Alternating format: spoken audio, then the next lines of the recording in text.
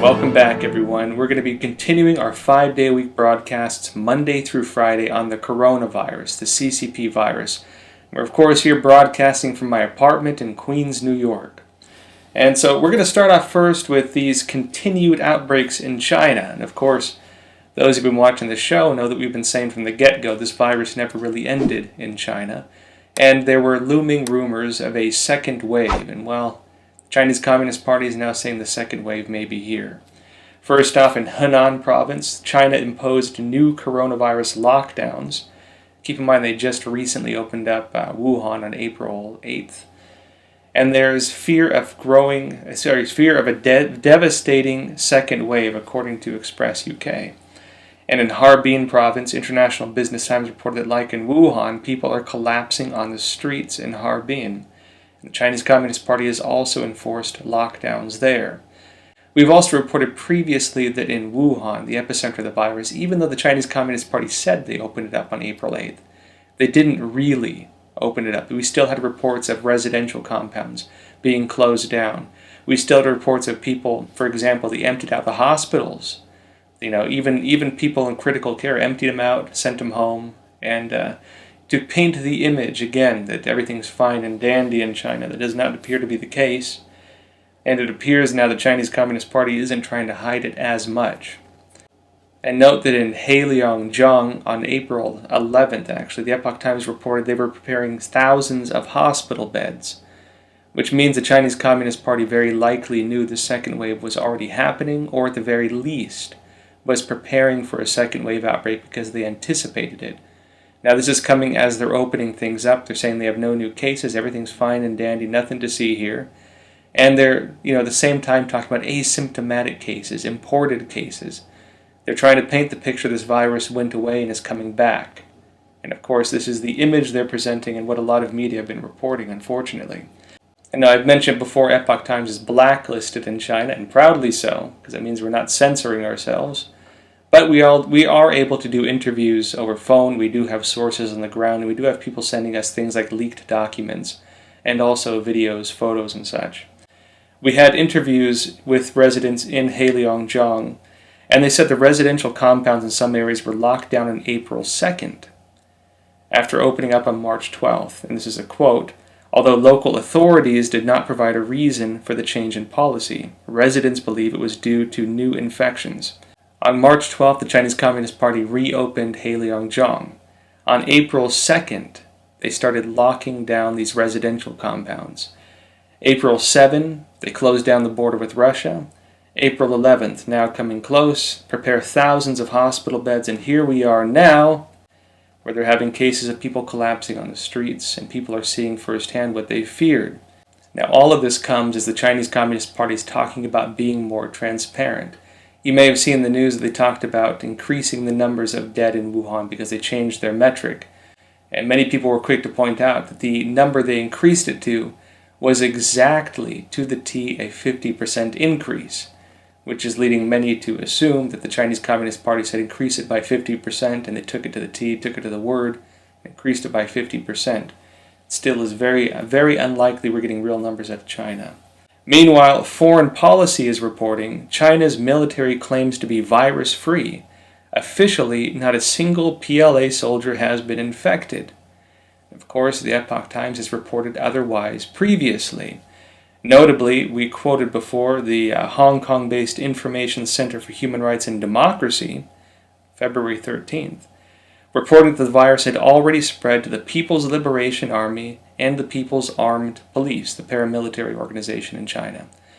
And so these reports of the Chinese Communist Party saying there's no infections in the PLA, their military, is of course not true if we go by the this Hong Kong Human Rights Group and others. Now, of course, a lot of people have been wondering what happened to these Hong Kong protesters. Well, the Chinese Communist Party appears to be playing its hand in Hong Kong, at least that's the concern. There's an article on MSN. It says, "Amid pandemic, Hong Kong arrests major pro-democracy figures." We can assume these are, of course, top protesters or influential people in these pro-democracy protests.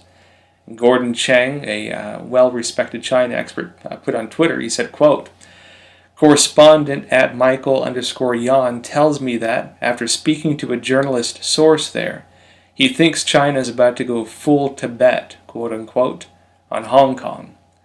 Of course, going full Tibet, he means Chinese Communist Party lockdown, very likely. Chinese Communist Party crackdown on dissidents. This is not unusual for the Chinese Communist Party to do. And of course, many people, myself included, speculate the reason not doing that to Hong Kong is because it looks bad on the international scene. They're claiming Hong Kong has this one-party, two-systems policy, and that Hong Kong is relatively independent. Now, of course, these democracy protests in Hong Kong weren't really democracy protests if you talk to people on the ground. They started off as this, of course, protests against the Chinese Communist Party's extradition treaty that would allow them to extend their laws into Hong Kong and charge people with mainland laws in Hong Kong. People, of course, protested, but as they were protesting, they came to see that the Chinese Communist Party had a lot of influence in Hong Kong that they didn't like, and that just winning this one battle meant that inevitably, over time, the Chinese Communist Party already to a degree controlled their country, and inevitably would eventually gain full control. That was the concern. So they were talking about five demands, not just that one. And now moving on, something very interesting with the drug cartels in Latin America. So here we have a story from AP. It says, cartels are scrambling. Virus snarls global drug trade. Coronavirus is dealing a gut punch to the illegal drug trade, paralyzing economies, closing borders, and severing supply chains in China that traffickers rely on for the chemicals to make such profitable drugs as methamphetamine and fentanyl. Of course, it's a synthetic opiate. It says that one of the main suppliers that shut down for these chemicals for the drug cartels is in Wuhan, the epicenter of the virus. And the drug cartels are allegedly facing a supply problem because, of course, these shutdowns of China, and particularly Wuhan, and also a demand problem. And we can assume that the demand problem isn't really a demand problem on the ground. This is very likely a cut of shipments. Typically drug addicts don't just stop demanding drugs, right? So what happened with the demand? Remember that on April 1st, the U.S. deployed an anti-drug Navy ships near Venezuela, in the Caribbean and East Pacific, and Trump said these were to fight drug cartels, which they believed were planning to capitalize on the pandemic. And so, let's break this down. The outbreak of the virus in China, and particularly in Wuhan, has crippled the drug trade. It has cut off the supply lines for the drug trade. How could that be? Epoch Times reported previously, several years back, the drug cartels get most of their precursor chemicals and synthetic drugs and firearms from China. Norinco Firearms. A lot of the shipments are going to Latin America. Chinese company. And methamphetamine and a lot of the precursor chemicals for methamphetamine and a lot of other drugs come from China. And of course, for the Chinese Communist Party, this is war. If you read the Unrestricted Warfare Doctrine by two Chinese colonels, which many speculate has been adopted into the Chinese military code, you can say they list drug warfare as one of the tactics. And what is drug warfare? We can turn to Joseph Douglas, Red Cocaine, where he describes how China, the Chinese Communist Party, got involved in the drug trade as a form of unconventional war against the United States. He documents this, he details it, he shows that the Soviets were involved, how Cuba was involved, how they went about it, how you could say some corrupt organizations in the U.S. may have been involved as well. And of course, what is the purpose of drug war? It is to poison the youth of a nation, to erode the morality and foundations of a country. Of course, you destroy the youth, you destroy a generation. And in addition to this, it can be used as a destabilizing factor. Of course, a lot of Latin America has been destabilized by the drug trade. And in addition to that, it can be used to create corrupt networks, trafficking. And so once you open up the trafficking channels, you create criminal underbellies that can be also used for other purposes. For the Chinese Communist Party, this is warfare.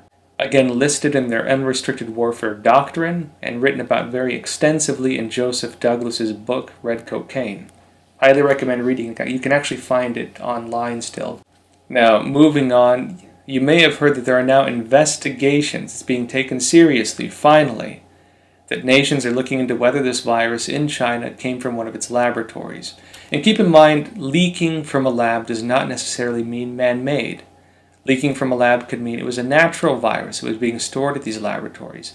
And of course, in the epicenter of this virus in Wuhan, you have the Wuhan Institute of Virology, this P4 laboratory everyone talks about, where some of the top researchers there, notably this Dr. Shi, was writing about it, traveling all around the world, and collecting bat coronaviruses from every place she could find them. And so, of course, we knew that the Chinese Communist Party had these viruses at this facility. We knew that there were warnings, 2018, as Washington Post reported, that there were security issues at this laboratory reported. And we know that, of course, as we mentioned in the Epoch Times documentary looking into the origins of this virus, that there were at least 2 whistleblowers that came out of that laboratory using their real names and tried warning the world, saying the virus came from their laboratory. Again, coming from the lab does not necessarily mean man-made. It may be they did have chimeric viruses they were making there. They did have synthetic viruses they were making there. But again, it could be either. But first off, the United States, according to CNN, is exploring the possibility that the coronavirus spread started in a Chinese lab, not in this seafood market, this wet market, Henan seafood market. U.S. officials confirm full-scale investigation of whether coronavirus escaped from Wuhan lab. That's Fox News. And the Express UK. UK joins U.S. and other intelligence communities to investigate whether the virus came from the Chinese virus lab, which is again the Wuhan Institute of Virology. So now not just the United States, other nations as well taking this seriously, finally. Now let's move on to a bit of news from outside of China. So first off, Dr. Oz, this Dr. Mehmet Oz, is apologizing after saying it may be a good thing to open schools and it only risks about a 2% mortality rate among children. So Dr. Oz said, quote, "Schools are a very appetizing opportunity. I just saw a nice piece in the Lancet arguing the opening of schools may only cost us 2 to 3% in terms of total mortality. Any life is a life lost, but," and he continues, "that might be a trade-off some folks would consider." Somewhat concerning in my opinion that they believe reopening schools could result in a 2% to 3% mortality rate. And again, this would raise questions as to whether it is safe to reopen schools, honestly. I know in New York they're saying they're going to keep it closed for at least the rest of the school year. We'll see if they stick to that. Now, meanwhile, its AI is predicting catastrophe if social distancing restrictions relax too soon. Now, of course, these are big data systems, so they plug in available data, and it, of course, gives out estimates on the other end. Now, you might remember that originally some of the estimates in the U.S. were putting 100,000 dead on the low end, and up to 1 million by some reports on the high end. This is, of course, based on what data they're able to collect on the virus, what they know about it, plugging it into these systems and seeing how it does the math. And of course, they had lowered the estimate, saying that the total death toll in the United States could be much, much, much lower, given the fact that many Americans were following these social distancing guidelines. Now, of course, they're talking about reopening the country. Of course, the economy is not doing well. People don't have work, don't have money, and so it's not an easy situation. But of course, now they're predicting catastrophe if social distancing restrictions relax too soon. And of course, given the numbers they have on the schools, 2 to 3% mortality rate estimated. Again, these are just estimates. They might, they're not. Doesn't mean they're going to be absolute. That is pretty concerning. Texas judge has ruled all registered voters can vote by mail if they fear catching coronavirus. Of course, there's been a lot of debate around this vote by mail. Many people have argued that, of course, we have social distancing rules. You can't go to the supermarket, at least not all at once. You have to stand in line if you're in New York. Maybe a lot of where you're all at too, it's the same way. One of the local markets here, they let 3 people in at a time, and so you're waiting a long time to get in. We could assume maybe the voting booths would be similar. Who knows? But of course, a lot of people are also concerned that vote by mail may not be secure, and that some groups may try to manipulate that to commit vote fraud. Again, difficult issue. We don't have answers to it yet, but we'll keep an eye on it. Meanwhile, the United Nations is warning that the economic downturn could, quote, kill hundreds of thousands of children in 2020. Reuters reports that, quote, hundreds of thousands of children could die this year due to the global economic downturn sparked by the coronavirus pandemic, and tens of millions more could fall into extreme poverty as a result of the crisis. This is a quote from UN Secretary General Antonio Guterres. Sorry for pronouncing that wrong. He said, quote, we must act now on each of these threats to our children. Leaders must do everything in their power to cushion the impact of the pandemic. What started as a public health emergency has snowballed into a formidable test for the global promise to leave no one behind.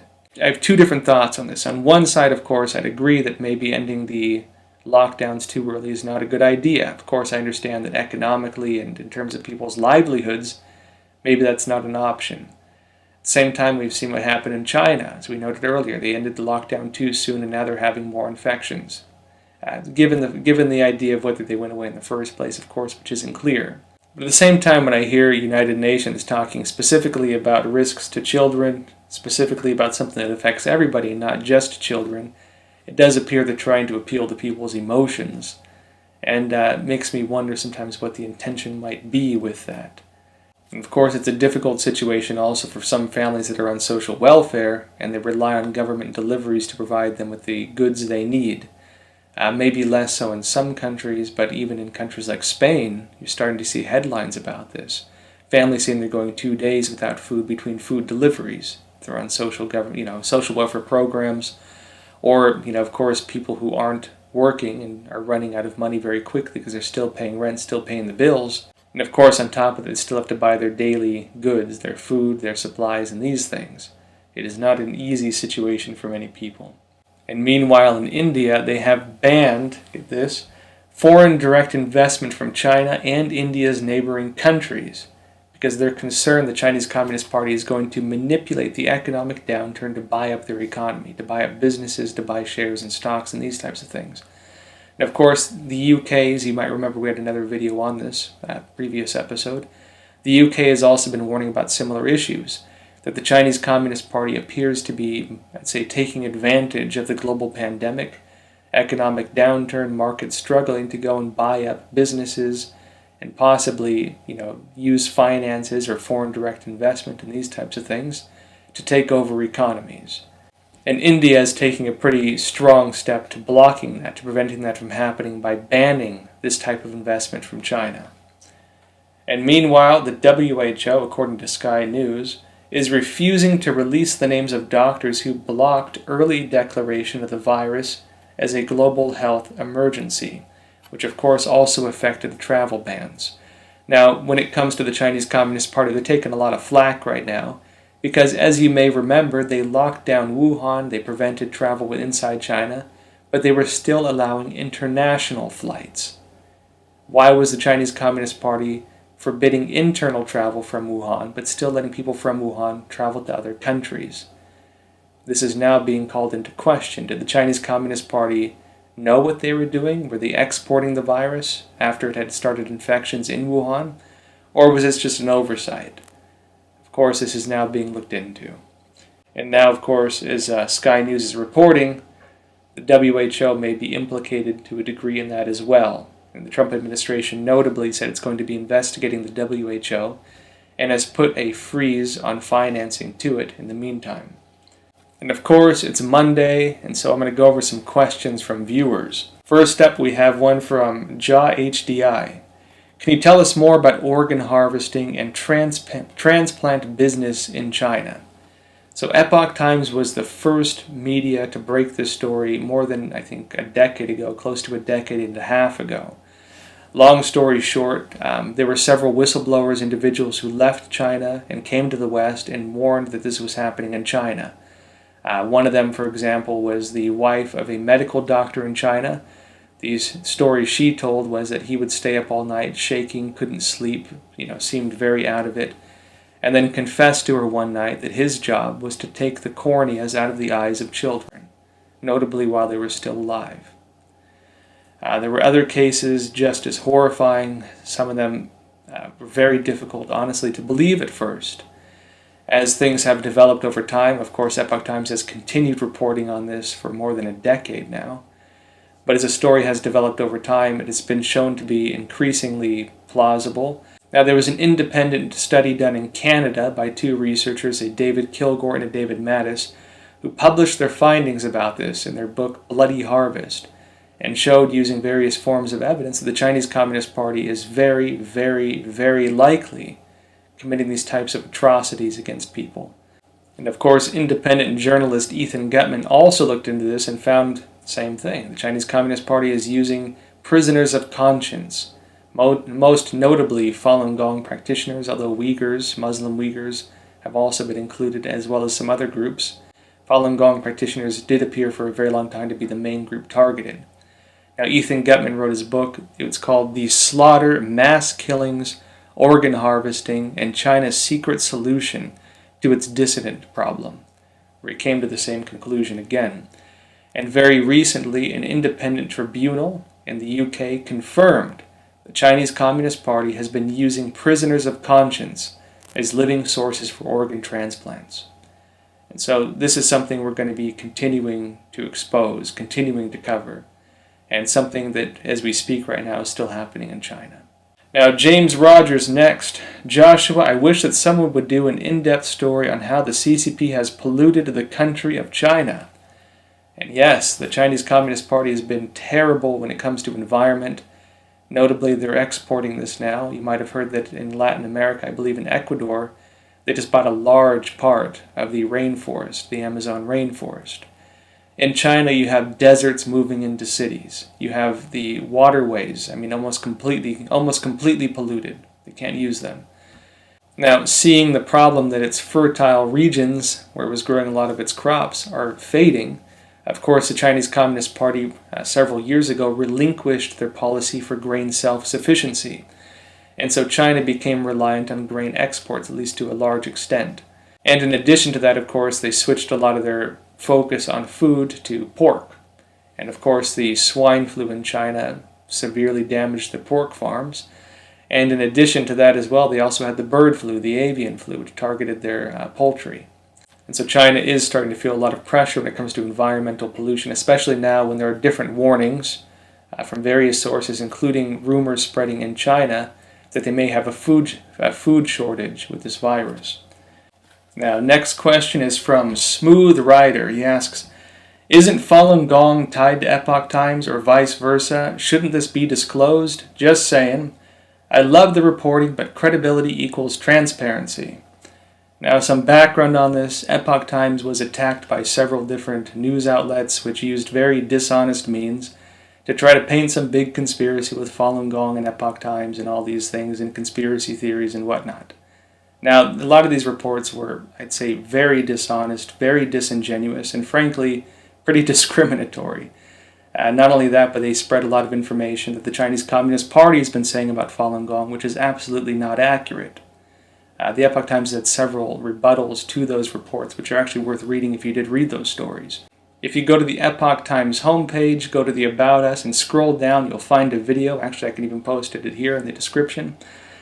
And you'll see that our About Us talks about the origins of Epoch Times, and we note, yes, we were founded by Falun Gong practitioners. People who practice Falun Dafa. Does that mean it's part of Falun Gong? No, Falun Gong doesn't own anything. And of course, many of the early staff, myself included, do practice Falun Gong, or did, because some moved on to other businesses.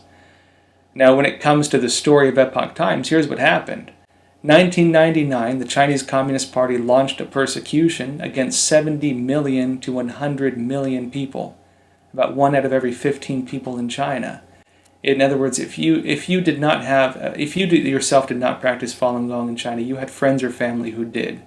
It was the most popular Qigong practice in China. And what is Qigong? You ever see Chinese people doing these slow movements in the parks, for example, like Tai Chi? It looks almost like martial arts. That would be a Qigong practice. And of course, that ties to more ancient systems in China about character refinement, refining your inner character. It is seen as being separate from religion. You can still practice religion, But you can practice these things to refine yourself. A lot of people do it for good health in China, for example. Falun Gong was the most popular Qigong practice in China because not only did it have really good effects on health, but it also had very good moral tenets: truthfulness, compassion, tolerance. And of course in China these have a lot more to them. Truthfulness means being honest, being a true person. It means being genuine. Compassion is not just normal compassion, it's thinking of how your actions affect other people. It's being considerate of other people. It's seeing goodness in other people, right? Caring about other people. And forbearance or tolerance is the ability to endure hardship, to not be moved by things. It's to not be affected by things, to let yourself always be calm and serene and not be bothered. And of course, these are very difficult standards to reach. And so in Falun Dafa, people practice these moral refinement. That when you run into hardships, you look at yourself and try to figure out how you could become a better person. And so Falun Gong practitioners are trying to be good people, just trying to be honest, kind people. 70 million to 100 million people were targeted with a campaign of arrests, torture, you name it, killings, re-education through labor, slave labor. Of course, we later found out organ harvesting while they're still alive, having the organs cut out for the transplant business. Horrifying human rights abuses. And because the Chinese Communist Party could not find a way to justify these persecutions, what did they do? They manufactured propaganda and broadcasted it 24/7. Now, these lies the Chinese Communist Party spread have been debunked. They're easily debunked. There's plenty of information debunking all of it. But unfortunately, many of the media abroad, at first at least, repeated everything the Chinese Communist Party said. And so Chinese Americans, people living in the United States, saw this. And they said, we need to create a media that cannot be censored. We need to create a media that can tell the truth about what's happening in China. And the media they created was Epoch Times. And of course, we actually had staff originally in China. Every one of them was arrested. Our editor spent 10 years in prison and they tortured him. There were documented cases on this. Now, those of you interested in seeing the story, you can go to the Epoch Times homepage, go to the About Us, and just watch the video because we talk about it. And of course, I'll also leave the video in the description here. It's not a secret. This was, of course, made into a big partisan issue by some news outlets, and frankly, they spread a lot of disinformation. Very bigoted disinformation, because notably they repeated the propaganda from the Chinese Communist Party. And the individuals they chose to interview were people who just repeated those lies as well. Things that were used to carry out genocide in China, which is still going on right now. Now, moving on, Walter White. Joshua, please read my first question. I posted in here, I'm from New Zealand. Why is our media China-centric and our MPs silent a week before we finish lockdown? Please respond and notify New Zealand top political powerful members of New Zealand using our contacts to raise awareness about about unforeseen dangers due to news outlets and Parliament delaying China-centric attitudes and cover-ups before it is too late. Wellington, New Zealand. Okay, so I haven't researched in depth the Chinese Communist Party's political subversion in New Zealand, although I have looked a lot into their business takeovers there. The situation, the way the Chinese Communist Party tends to run things, though, is pretty much the same model everywhere. A lot of this is done through the United Front, a lot of it is carried out through the consulates. When it comes to Australia, actually, this has been pretty heavily exposed. Actually, Canada as well. There was a report from the Canadian equivalent of the CIA, report called Sidewinder. It exposed how different individuals in Canadian politics, according to this report, had been subverted by the Chinese Communist Party. In Australia, this is a national debate. The Chinese Communist Party's influence over a lot of politicians there. Very likely they're using the same tactics in New Zealand. I mentioned, of course, the United Front Department. The Chinese Communist Party operates this openly in a lot of places through their consulates. In fact, it's not hard to research even because they don't try to hide it. Now, a lot of that runs through other programs as well. For example, the Confucius Institutes, where they go into universities and basically give them money to be able to run these China centers. They have things like the Torch program, the 973 program, the 211 program, the 1,000 Talents program, like that Harvard professor. And so they have many programs that operate pseudo-openly in a lot of countries, and because they operate pseudo-openly, it's actually not that hard to research them. New Zealand situation, I think, would be good to look into. But typically, they're doing this in every country in the world. This is how they operate. Next up from B.O. Thanks for the great work. Please avoid repeating some info such as the security number tied to the phone numbers. Peace. Thank you. Yes, I do tend to repeat information. Honestly, folks, I'm trying to find a balance between it because we get a lot of new viewers in every episode, and sometimes people might want the background context of information, and some of that background does repeat. And so I'll try to keep it in mind, maybe don't repeat stuff too much, but at the same time give enough background context to explain why current news matters and how it relates to what we've talked about before. Next up from Hugh Caldwell. Mr. Philipp, you have made a very confusing series of news events concerning this coronavirus much easier to understand. It isn't easy to process all the other news outlets reporting because of the different narratives. Thank you. I've been watching your reports for a few days now, and your reporting is the only reporting that I know of that is consistent. Thank you. I really appreciate it. Thank you. And actually, a lot of you have left very kind feedback, and really, I really appreciate it. I, of course, read the comments, and it's encouraging. I appreciate it. That said, of course, I'll do my best to always be responsible when it comes to getting the story right. And if I do find I've made an error, if you see it, please point it out. I do look into it when people tell me I got something wrong. So if you do see an error, point it out. And if I find it is wrong, I will issue a correction on the show. Of course, folks, again, we're doing these broadcasts 5 days a week, Monday through Friday. So please tune in. If you haven't already, please like and subscribe. Click the notification bell. Of course, we need your support. With that said, if you have questions, comments, leave them in the comment section. I do read them. And of course, every Monday I'll be going over a few of them. Of course, folks, please keep well, keep safe. See you next time.